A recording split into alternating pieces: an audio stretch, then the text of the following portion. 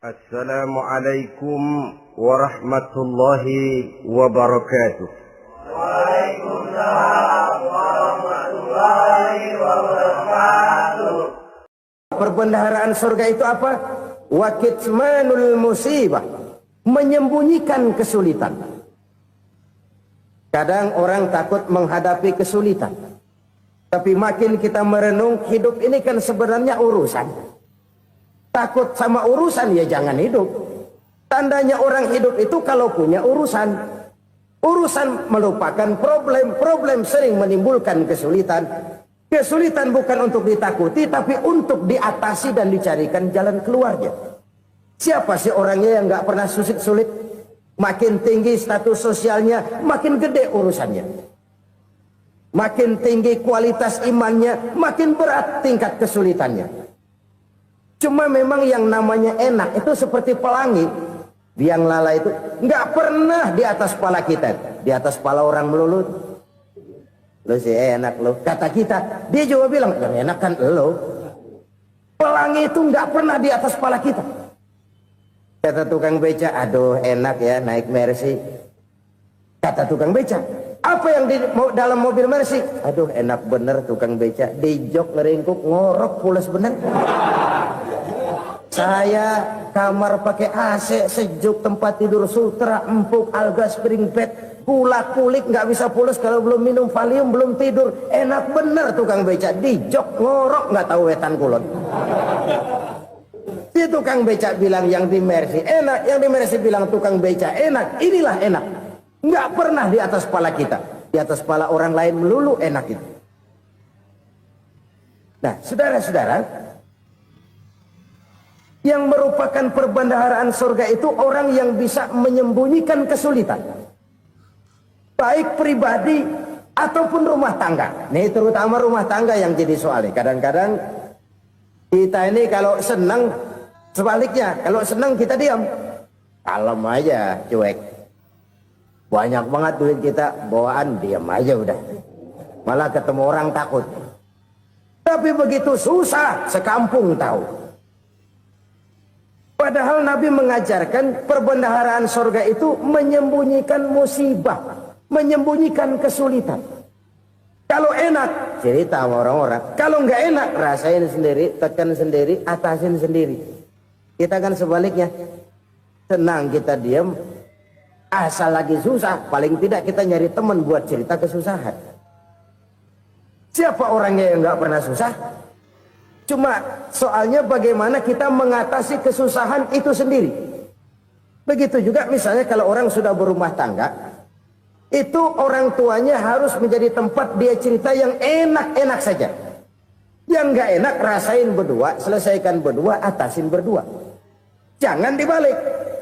Asal senang diam, giliran susah saja. Maknya laporan. Terbalik. Bisa menjaga security informasi. Maka nama bayam keluar diam, malah seluitan. Enak amat lo makan daging ayam. Security informasi. Saudara-saudara kaum muslimin rahimakumullah, ujian yang terberat itu yang pernah diberikan kepada para nabi, para rasul, para aulia, para ulama. Makin tinggi keimanan, makin berat bentuk kesulitan. Ayo saya kemukakan satu contoh saja. Ada seorang nabi yang kaya, nabi kaya, namanya Nabi Ayub. Iblis kalau orang begini kan keki, ibadahnya rajin, kaya. Nih yang kayak begini susah digodain. Kalau ibadahnya rajin, miskin, kali bisa disogok. Sini imannya mantap, ibadahnya rajin, kaya, nabi lagi. Oh, tapi namanya iblis nggak kurang akal. Laporan, Tuhan, kenapa iblis? Ya ini bahasa saya, bahasa Qurannya sih nggak gitu. Itu hambamu yang namanya Ayub, dia rajin ibadah cuma karena dikasih kaya aja. Coba kasih miskin dia, berhenti dia sembahyang. Ah, kamu bisa aja. Saya tahu Ayub itu hambaku yang ikhlas. Saya buktiin Tuhan, silahkan. Dibuktiin lah iblis turun ke alam ini. Yang mula-mula dia lakukan, dia rusak sawah ladang Nabi Ayub. Dia binasakan binatang ternak Nabi Ayub. Sehingga dalam waktu singkat jatuhlah Nabi Ayub dari orang paling kaya jadi orang paling miskin. Beliau masih ibadah di mihrab dalam masjid. Datang iblis. Saudara Ayub, ya. Lagi ngapain? Ibadah. Nyembah Allah, nyembah Allah. Oh, percuma. Kenapa? Tuhan yang ente sembah nih, dia udah bikin miskin ente. Sawah ladang ente hancur lebur, binatang ternak binasa. Sekarang ente jadi orang paling miskin. Ngapain nyembah Tuhan kayak begitu? Tekor. Udah berhenti dah ibadah, berhenti ibadah. Ini iblis sama Tuhan laporannya lain, yang dikerjakan kepada Nabi Ayub juga lain. Benar begitu iblis kata Nabi Ayub? Iya, sawah ladang saya habis, buras. Binatang ternak saya binasa, binasa. Saya miskin, bangpak. Apa jawab Nabi Ayub? Bukan innalillahi, ini hebat. Alhamdulillahillazi a'tani wa akhza minni. Segala puji bagi Allah yang telah memberikan harta kepada saya dan sekarang mengambilnya lagi. Alhamdulillah. Allah yang ngasih, Allah yang ambil. Itu mah urusan Allah. Iblis cuman ibadah jalan terus, sujud lagi Nabi Ayub. Iblis seleher gondok banget. Dasar Nabi nggak mempan dia apa-apain. Miskin malah alhamdulillah. Allah yang ngasih, Allah yang ambil. Jadi kalau kita tidak komit, kita tidak terikat kepada kaya, miskin, senang, susah, apa yang bisa bikin kita susah?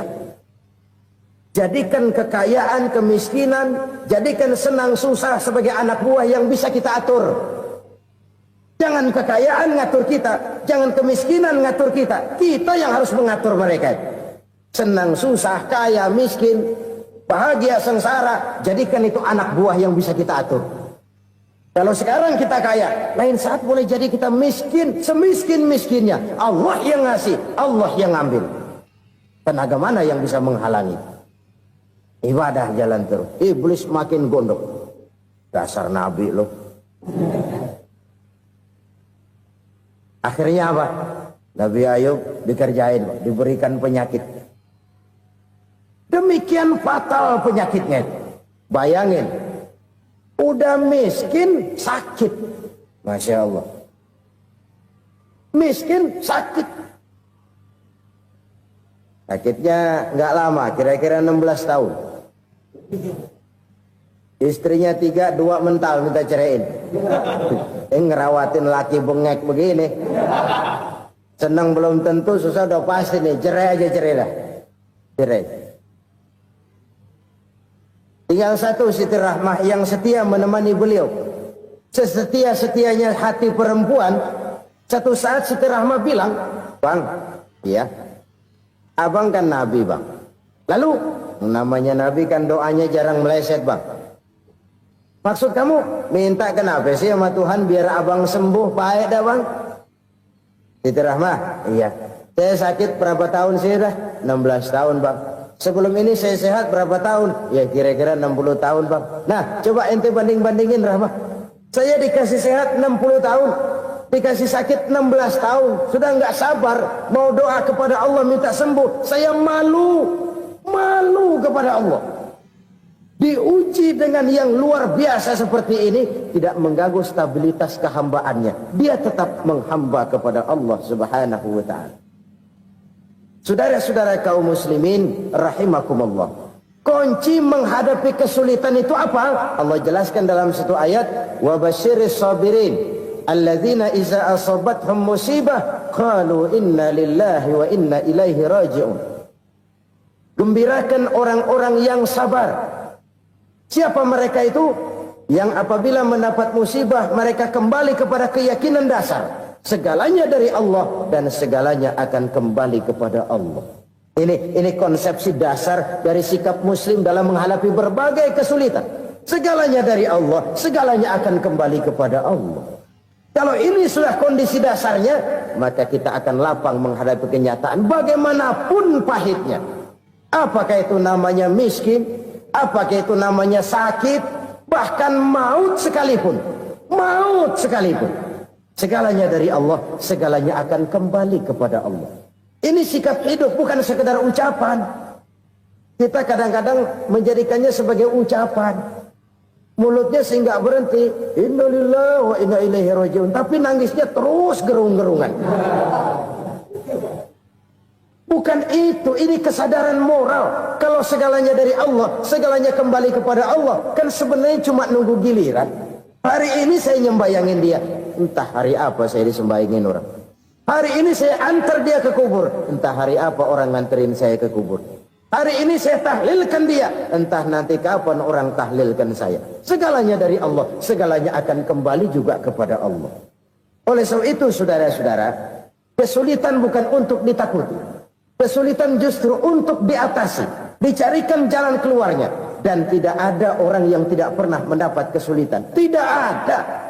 Semakin tinggi status sosial, semakin tinggi kualitas keimanan, semakin besar juga tingkat kesulitan. Hanya saja bagaimana cara kita mengatasinya. Dan Al-Quran menyatakan, inna ma'al usri yusra. Di balik kesulitan itu pasti ada kemudahan. Roda itu berputar. Karena itu Rasulullah sallallahu alaihi wasallam mengingatkan kepada kita, ta'arraf ila Allah fir raha ya'rifka fis syiddah. Ingatlah kepada Allah di waktu kamu senang, supaya Allah ingat kepada kamu di waktu kamu susah.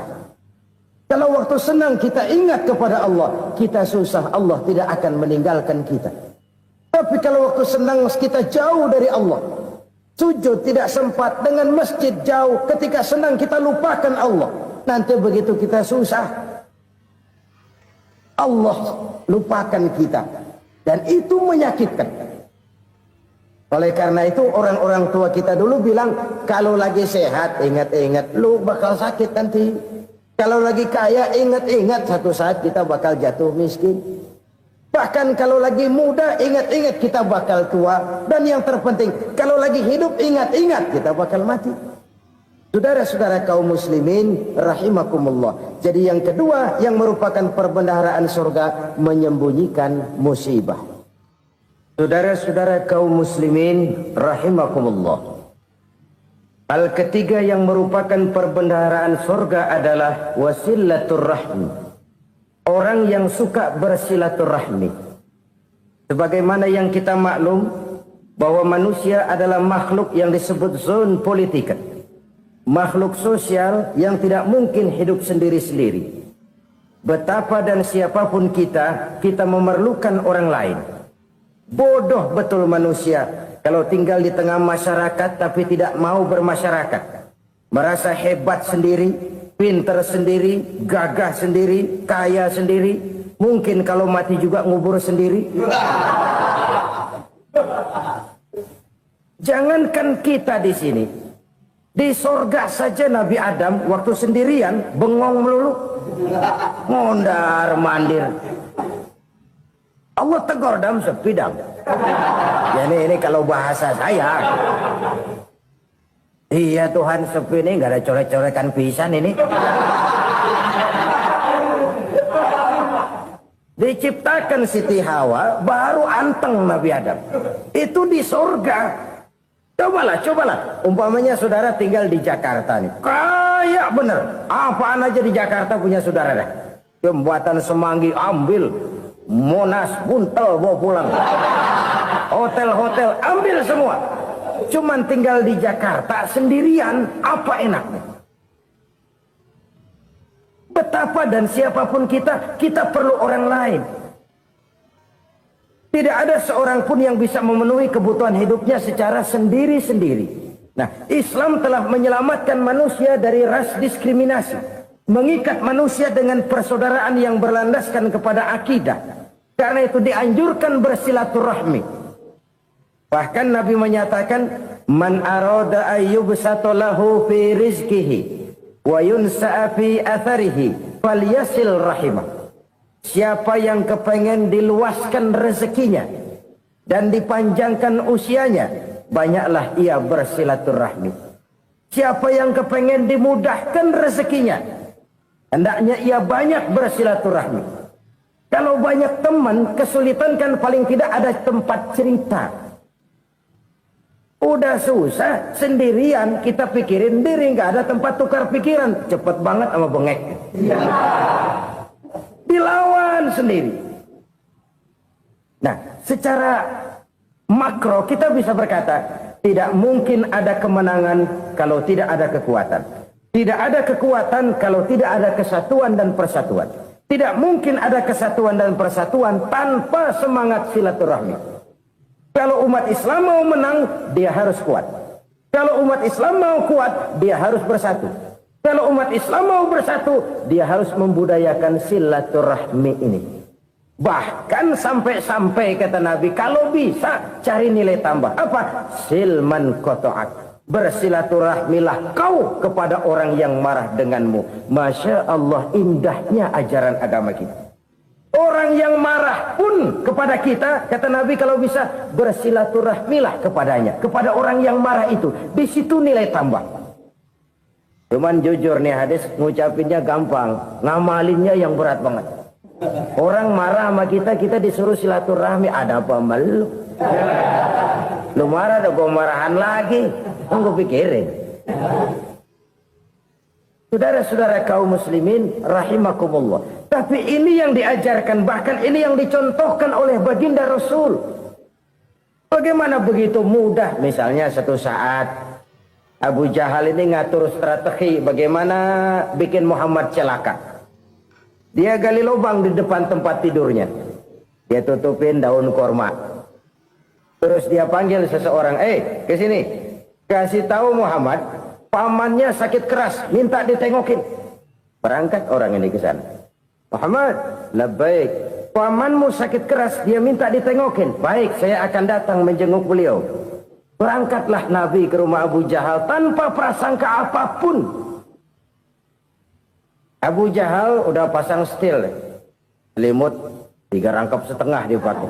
Persis kayak orang meriang. Tapi sembari ngintip dari balik selimut, begitu Muhammad buka pintu, nah, masuk perangkap nih. Muhammad jalan menuju tempat pembaringan. Makin lama makin dekat, makin lama makin dekat. Makin dekat ke lubang yang dipasang oleh Abu Jahal itu. Dalam hati Abu Jahal, terus dah jatuh, mampus dah lo ini. Mampus lo hari ini nih. Apa yang terjadi?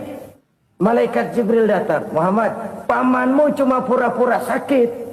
Di depan tempat tidurnya ada lubang perangkap supaya kamu jatuh ke situ. Sudah, kamu pulang. Balik kanan Nabi. Sudah hampir jatuh ke lubang, balik kanan, pulang. Bayangin kecewanya Abu Jahal. Muhammad dikit lagi, Muhammad dikit lagi. Enggak, paman, saya pulang aja. Emosi bangun dari tempat tidur, enggak sadar kalau lagi pura-pura sakit. Lompat ngejar Nabi, dia lupa dengan lubang yang dia gali. Serak, nyemplung sendiri ke dalam lubang.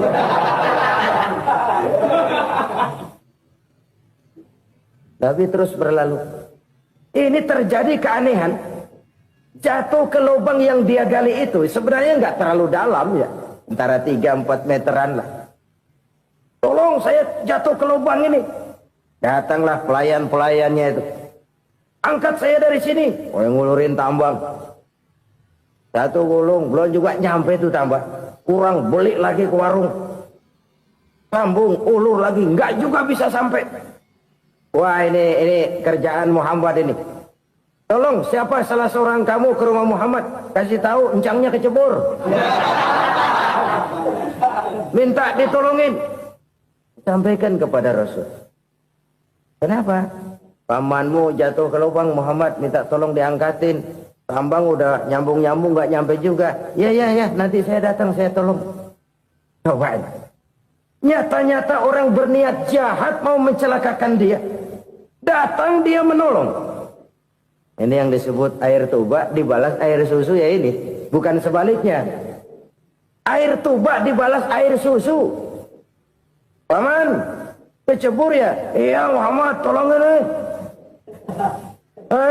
Pegang tangan saya. Nabi ulurkan tangannya. Nyampe. Dipegang oleh Abu Jahal. Diangkat ke atas. Sampai atas, apa kata Abu Jahal? Sihirmu memang hebat Muhammad. Udah ditolongin dikata sihir. Yang enak kita kemplang kan itu orang begitu. Urusan apa? Tapi inilah akhlak. Kalau bisa kamu bersilaturahmilah dengan orang yang marah kepadamu sekalipun. Orang marah kita tetap baik. So, kalau kita berbuat baik sama orang yang memang baik, rasanya sih biasa-biasa aja. Orang baik kita baik lagi, ya draw aja, belum ada nilai tambah di situ. Baru ada nilai tambah kalau kita bisa berbuat baik kepada orang yang nyakitin kita. Itu namanya kita setingkat di atas dia. Dia sakitin kita, kita berbuat baik sama dia. Dia pelit sama kita baik sama dia. Dia marahin kita deketin dia. Di situ kita punya nilai tambah. Jadi siapa yang ingin diluaskan rezekinya, kata Nabi, dan dipanjangkan umurnya, hendaklah ia banyak-banyak bersilaturahmi. Sederhana sebenarnya silaturahmi, tapi silaturahmi membangkitkan semangat kesatuan dan persatuan. Kesatuan dan persatuan melahirkan kekuatan. Dalam matematika 1 ditambah 1 pasti 2. Tapi di tengah masyarakat, 1 orang takut ditambah 1 orang takut, hasilnya jadi 2 orang setengah berani. Kenapa setengah berani? Karena udah berdua. Tadi pan takut sendirian. Kalau dia kumpul turu-turu takut lah jadi berani. Kita yang lemah, kita yang tidak berdaya, kita yang miskin, kalau mau kompak bersatu, apa yang nggak bisa kita kerjain? Apalagi tinggal di kota besar, pilihan cuma 2. Bertahan atau minggir. Bertahan atau minggir. Untuk bisa bertahan harus mampu bersaing. Untuk mampu bersaing harus punya keahlian. Keahlian harus ditunjang dengan pendidikan, ditambah oleh kekompakan sebagai umat. Udah miskin mencar mulu, orang injek kita. Orang nggak pandang urusan apa yang malu. Oleh karena itu, silaturahmi pada hakikatnya merupakan roh dari ukhuwah yang diajarkan oleh agama kita. Bagaimana Islam menyelamatkan masyarakat manusia dari ras diskriminasi, mengikat manusia, dan tidak ada persaudaraan yang lebih indah selain persaudaraan yang diikat dengan nilai-nilai akidah. Sepanjang orang di jalan Allah, itulah saudara kita. Keluar dia dari jalan Allah, selesailah persaudaraan sampai di situ. Karena itu, kalau ingin menyimpan sesuatu di surga, banyaklah bersilaturahmi. Datang ke rumah ini, datang ke rumah itu, dan lain sebagainya. Itu simpanan kita di akhirat nanti. Ini yang ketiga. Saudara-saudara, yang keempat, perbendaharaan surga itu apa? Wa qawlu la hawla wa la quwwata illa billah. Ucapan la hawla wa la quwwata illa billah. Ibadah kan ada yang berat, modalnya besar. Bangun masjid berat, modalnya besar. Bangun rumah sakit berat, modalnya besar. Ada ibadah yang berat, tapi modalnya ringan. Misalnya puasa. Puasa itu berat, mengendalikan nafsu. Kalau sekedar nggak makan, nggak minum sih enteng. Mengendalikan nafsu.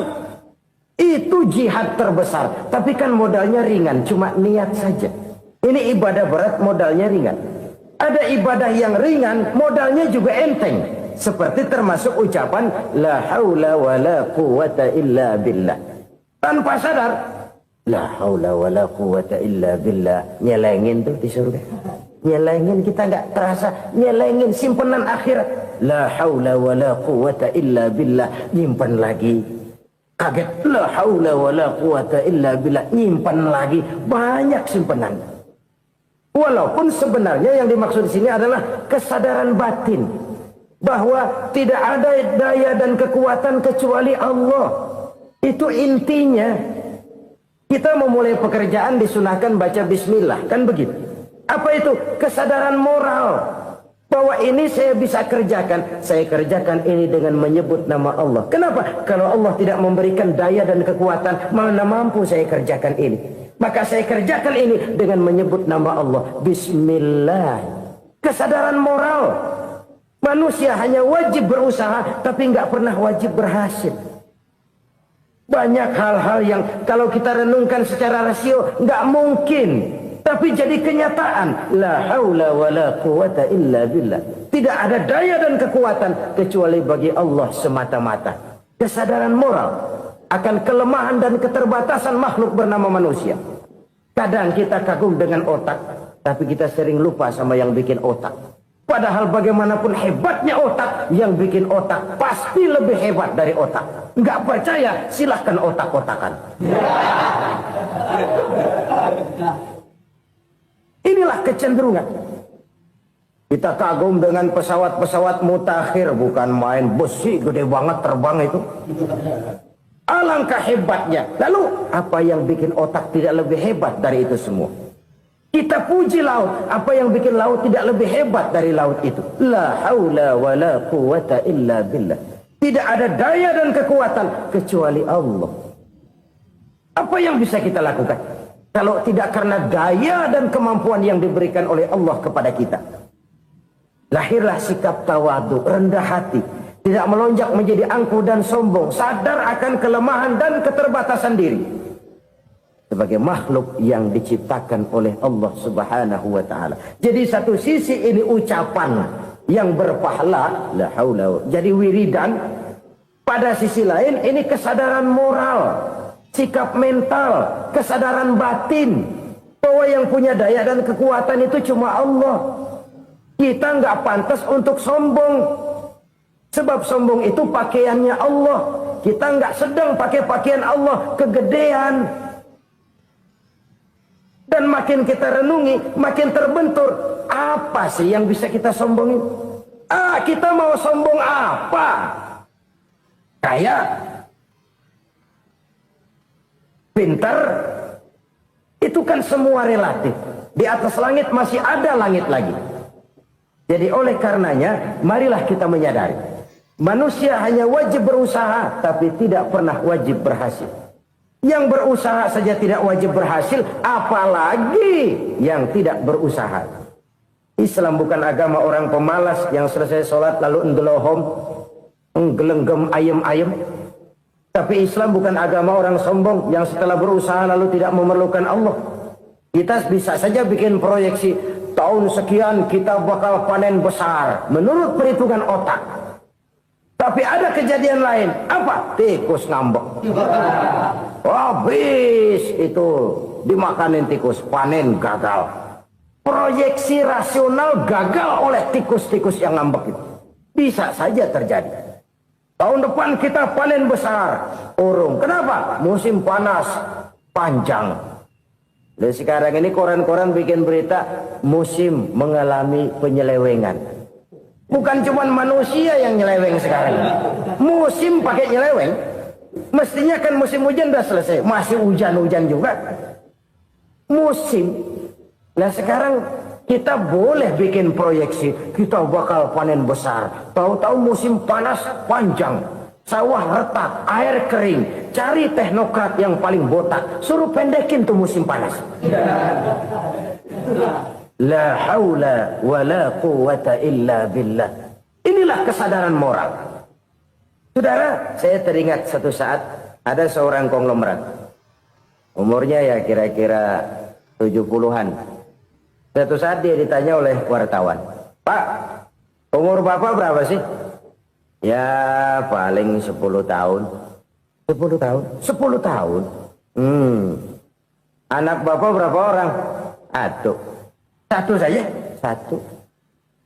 Harta Bapak berapa? Ya paling-paling bangsa 7 juta kali. 7 juta? Iya. Pak, kenapa Bapak bohongi saya? Bapak punya buku biografi. Koran-koran, majalah-majalah banyak memuat cerita riwayat hidup Bapak. Saya tahu umur Bapak 70. Kenapa bilang cuma 7 tahun? Saya tahu anak Bapak 8. Kenapa cuma bilang 1? Saya tahu harta Bapak miliaran, mungkin triliunan. Pabrik di mana-mana, bank di mana-mana. Kenapa bilang uang Bapak cuma 7 juta? Nah, kata si konglomerat tadi, kamu benar nak, kamu benar. Umur saya kalau jumlahnya memang 70 nak. Cuman ingat-ingat saya, baru 7 tahun terakhir ini saya sujud. Baru 7 tahun terakhir ini saya berusaha dekat dengan Allah. Saya laksanakan perintahnya. Saya jauhi larangannya. 7 tahun inilah rasanya yang ada nilainya di hadapan Allah. Yang 63 tahun matong, kelabu, kelem umur gue. Habis untuk maksiat, untuk munkarat. Maka ketika ditanya tadi, umur saya 7 tahun itu. Oh begitu Pak. Oh iya. Lalu anak Pak. Anak bapak kan 8. Kenapa bilang cuma 1? Nah, kalau jumlah hitungannya memang anak saya 8. Tapi dari 8 orang ini rasanya cuma 1 nih. Yang bakal jadi buah hati, belahan jantung.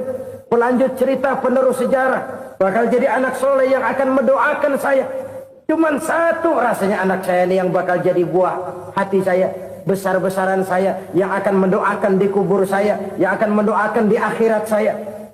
Yang 7 orang mana, Masya Allah, yang atu tenggeng, yang atu nyekek botol lolo, yang atu nggak karu-karuan. Makanya saya bilang 1 anak saya yang akan bisa mendoakan saya. Oh begitu Pak. Iya. Nah harta Pak, harta Bapak kan triliunan, pabrik Bapak di mana-mana, uang Bapak hampir di tiap bank-bank besar. Kenapa bilang cuma 7 juta? Betul kau nak. Harta saya kalau jumlahnya memang miliaran, triliunan mungkin. Tapi yang saya ingat baru 7 juta tuh yang saya belanjakan di jalan Allah. Saya nyumbang masjid, saya santuni yatim piatu, saya bantu pembangunan pesantren, saya bantu pembangunan rumah sakit Islam. Itu yang akan saya bawa pulang ke akhirat, yang 7 juta itu. Yang triliunan itu nanti akan diperebutkan oleh anak-anak saya sebagai waris saya. Jadi harta saya 7 juta itu yang bakal nemenin saya di akhirat. Yang akan saya bawa pulang jadi teman saya. Saudara-saudara kaum muslimin, jangan-jangan orang tua itu adalah kita-kita ini. Jangan-jangan kita-kita ini adalah orang tua itu. Jangan-jangan itu potret dari diri kita masing-masing. Dari sekian umur yang diberikan Allah, berapa tahun yang ada nilainya di hadapan Allah? Dari sekian anak-anak yang merupakan amanah, berapa yang akan mendoakan kita sebagai orang tuanya menjadi anak soleh? Dari sekian banyak harta yang diberikan Allah, berapa yang akan kita bawa pulang menghadapnya nanti, yang kita belanjakan di jalan Allah? Ini sebuah potret kehidupan. Karena itu kita kembali kepada la haula wa la quwwata illa billah. Kita wajib berusaha, kita wajib berikhtiar. Selebihnya, segala daya dan kekuatan hanya milik Allah saja semata-mata. Satu kesadaran batin dari setiap pribadi muslim. Setelah ia berusaha dan berikhtiar, ia menyerahkannya kepada Allah Subhanahu wa ta'ala. Jadi, satu sisi ini merupakan wiridan ucapan yang mengandung pahala. Pada sisi lain, ini merupakan sikap batin dari seorang muslim di dalam ia menghadapi realitas kehidupan ini. Saudara-saudara kaum muslimin, rahimakumullah. Kalau ini kita jadikan satu basis kehidupan, maka ini akan menyelamatkan manusia dari kemungkinan tergelincir menjadi orang yang lupa diri dan lupa darat. Sebab itu Imamul Ghazali berpesan, jadidis safinah fa innal bahra amiq wa khuziz zad fa inna safara ba'id wa khaffifil hamla fa innal hamla sadid. Perbarui selalu kapalmu karena lautan sangat dalam. Bawa bekal yang banyak karena perjalanan ini sangat jauh. Ringankan beban karena kebanyakan beban akan menyakitkan. Alangkah indah kalimat ini, alangkah dalam makna yang terkandung di sana. Perbarui selalu kapalmu karena lautan sangat dalam. Apa artinya ini? Jaga mentalmu baik-baik. Pelihara imanmu baik-baik karena hidup penuh cobaan seperti lautan. Kita kalau berlayar di lautan kan kadang-kadang tenang, angin bertiup sepoi-sepoi basah.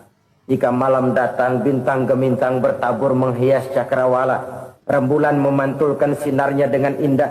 Dalam keadaan begitu berlayar enak, tapi lain saat ombak menggunung, halilintar menyambar, angin topan bertiup. Berapa banyak sudah saudara-saudara kita yang tenggelam di lautan dunia tanpa sadar bahwa dia belum sampai kepada pantai yang akan dituju. Berapa banyak sudah Saudara-saudara kita yang tenggelam di lautan dunia ini tanpa sempat bangkit lagi. Dia menyangka sudah sampai kepada tujuannya. Hati-hati kapal jangan sampai bocor karena lautan sangat dalam. Iman ini jaga baik-baik karena hidup penuh dengan ujian. Wa khuzizat fa inna safara ba'id. Bawa bekal yang banyak karena perjalanan sangat jauh. Saudara mau ke Bandung, bawa duit. Saudara mau ke Surabaya, banyakan lagi duitnya. Saudara mau ke Mekah, gepokan, iketan tuh duit, nggak lembaran lagi. Makin jauh perjalanan, makin banyak bekal yang harus kita bawa. Kalau saudara dari Jakarta mau ke Surabaya, kagak bawa duit berangkat juga, itu sih bukan berani namanya, nekat. Sampai Surabaya belum tentu, sengsara di jalan udah pasti. Kenapa? Nggak bawa bekal berangkat. Sama juga kita nih, misalnya belum sempat sembahyang, mati. Waduh, berani banget orang.